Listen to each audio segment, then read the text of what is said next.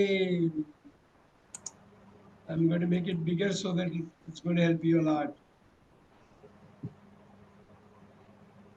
Go for it, man. Go for it. The Great Fire of London. This week we are doing a project at school about London over 350 years ago. London suffered a terrible event. On the 2nd September 1666, a baker was making bread and cakes for the next day. It was 1 o'clock in the morning when a very small piece of burning wood came out of the oven and set fire to the building. In those days, as all buildings were made up of wood, the fire moved very quickly. There was a family living above the bakery who couldn't get out down the stairs beside being made up of wood. The houses were also built very close together. They were almost touching each other.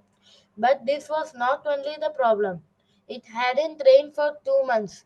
Everywhere the was dry and strong winds blew across the London. 2 days after the fire started, half of London was on fire. Even the king came out to help the firemen. The fire destroyed important buildings, including the famous St. Paul's Cathedral. It was very lucky that the Tower of London escaped the fire. In an attempt to stop the fire, the firemen destroyed many buildings to create a big gap across which the fire couldn't travel. By the 6th September, the fire had been put out. London had burned for almost 5 days. Only 20% of London was not burned, but hundreds of thousands of people were left without homes.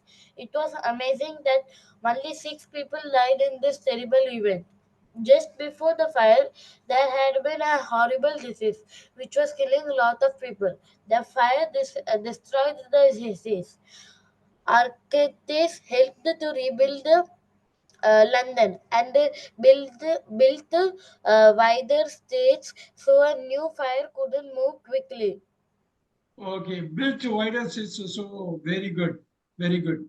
And I know that it's only 15 minutes left. It is probably it might be just enough, and you guys can take care of this.